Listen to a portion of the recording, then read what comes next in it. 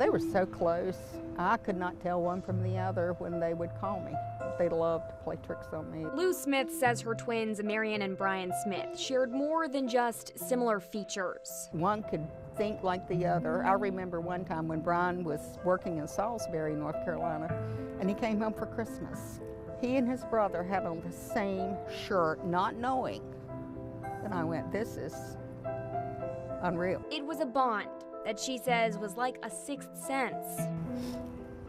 On April 30th, 1994, Smith says Marion called her with a weird feeling. He said, Mom, I feel like Bryan didn't come home last night. And he said, I feel like there's something wrong. Captain Phil Perry with the Brunswick County Sheriff's Office says Bryan was out in downtown Wilmington the night before. They went to a place down on Front Street called the Ice House.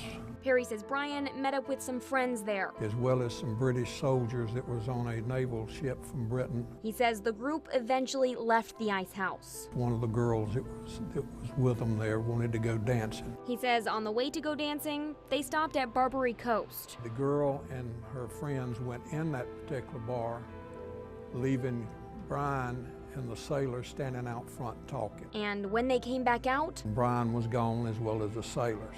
Perry says Bryan's friends never found him. Smith says Bryan never came home and never called to check in. I said, this is not like him. He always called. This was a rule we had. You know, you call me if you're not coming home. 10 days later, the Brunswick County Sheriff's Office got a phone call. May 8th, 1994, there were two fishermen in Town Creek here in Brunswick County found the body floating. He was later identified as Bryan Keith Smith. Perry says an autopsy was later done. Died as a result of his throat being cut. Smith got the news from Bryan's twin. He was standing on the steps and he said, Mom, someone killed my brother. And I collapsed.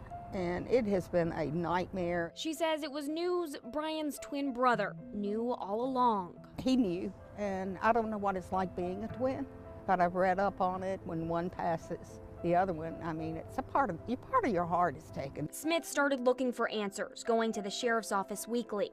I met a very dear friend, Bertie Frink, through all this. She and I started a support group, and no one could have ever told me that their pain was as great as mine, but yes, it is. Detectives got several leads and even took the investigation overseas. We sent an officer to London and talked with these seamen who were on the British ship that was in Wilmington. Now, 23 years later, detectives are still looking for a suspect. We know that we have a lot of information. Perry says they just need a little more. Any information that anybody can come forward with. But no matter how much time passes, Smith will continue looking for answers. I know I'll see him again one day, but that doesn't take away from the pain. Pain from the loss and pain from not knowing. I mean, you become a totally different person when you lose a child, especially an unanswered murder. But through the pain, I have faith. You know, I may not live to see it, but God is their judge. Faith